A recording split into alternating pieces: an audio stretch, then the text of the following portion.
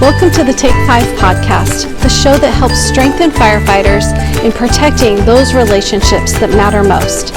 I'm your host, Lee Sullivan, licensed mental health counselor and certified emotionally focused therapist. I'm so glad you're here today.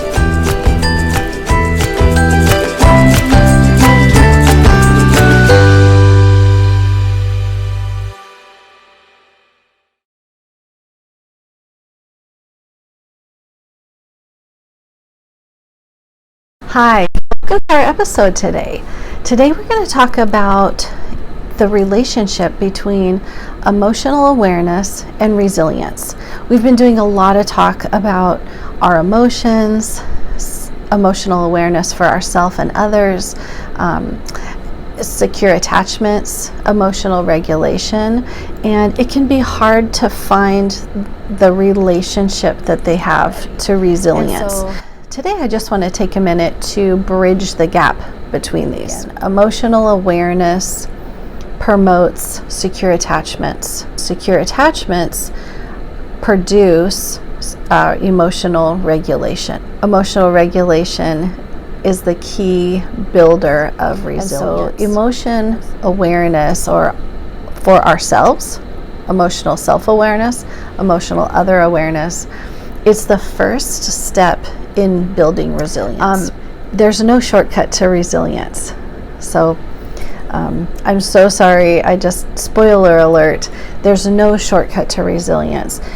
In other words, according to the research, you cannot get to resilience without building, maintaining, procuring a sense of emotional awareness, understanding your own emotional world, which in a very real way is going to inform how you understand the emotions of others. Emotional awareness is defined as the ability to identify emotions in ourselves and in others, and have the ability to cognitively express those emotions when they're happening in the moment. Emotional awareness, that's the first step. Cognitively expressing them is a whole nother step, and actually I'm going to take time to do an episode just on that by itself. But they do go hand in hand and they work together in tandem. But emotional awareness is the very preliminary step to all of it. Experiencing life only cognitively without awareness to your own emotions, I sort of think of it as living life in grayscale. When we have emotional awareness, it colors the whole world around us. It just makes it all vivid, and we experience in a richer, much richer way. It brings things into focus. Experiencing life only cognitively without an emotional awareness of your emotion world, it's like living life in grayscale. When you have emotional awareness, it colors your world. The picture becomes vivid and clear, and it sort of brings everything into a much more involved focus.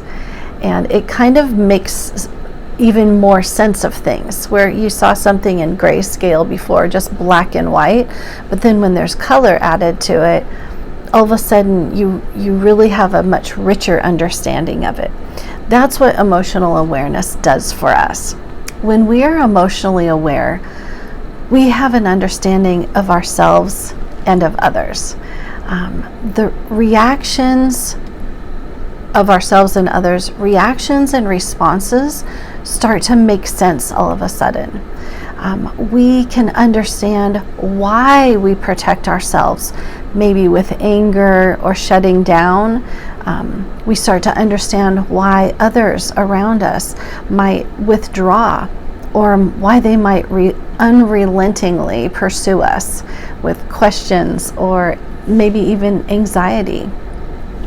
Emotional awareness really helps to fill in the missing puzzle pieces to our world. Have you ever seen someone's behavior and wondered, why, oh why, do they keep choosing that thing, having that same behavioral response? Why do they keep doing it when it seems obvious to you they're harming themselves, or they're making their life smaller or more painful somehow?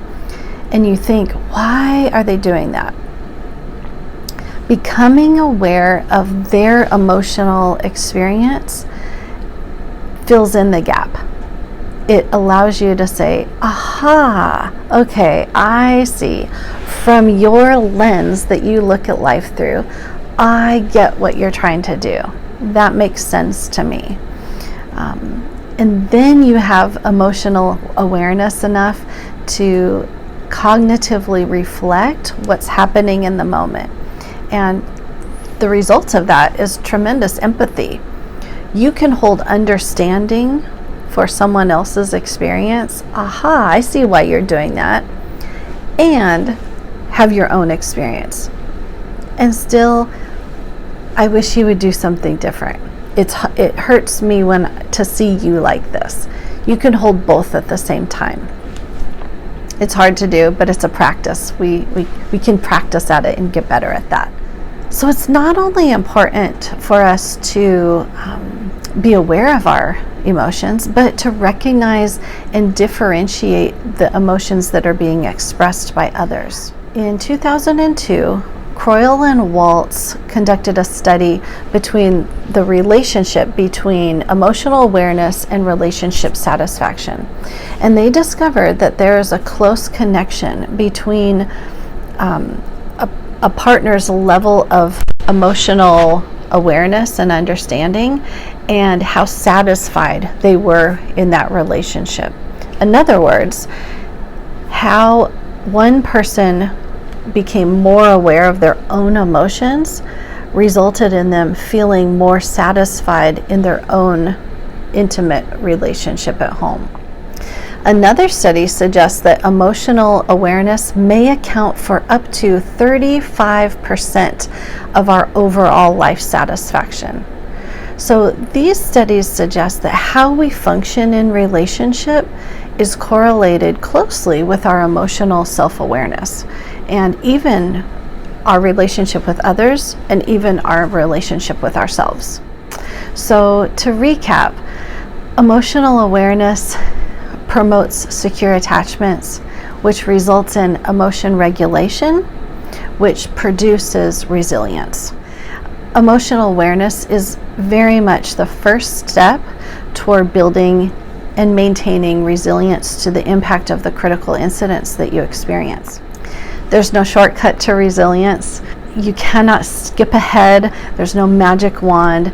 We really all do need to be continuing to exercise this muscle of being more aware of our emotional world. It colors the world that you live in. It fills in the gaps, and it fills in the missing puzzle pieces that you might have for yourself and for others around you. Emotional awareness is an important variable in your satisfaction of life. Thank you so much today for being a part of this podcast and I hope we helped bridge the gap today between emotional awareness and what in the world that is, and how in the world it even impacts resilience. Be safe out there and be well. Please visit my website, lee@elpascounseling.com, for a list of references used in today's episode. Remember, what we see, we can change, one feeling, one message, one conversation at a time. Thank you for joining me as we learn to tap into our emotion signals to protect and preserve those relationships that matter most. Be safe and be well.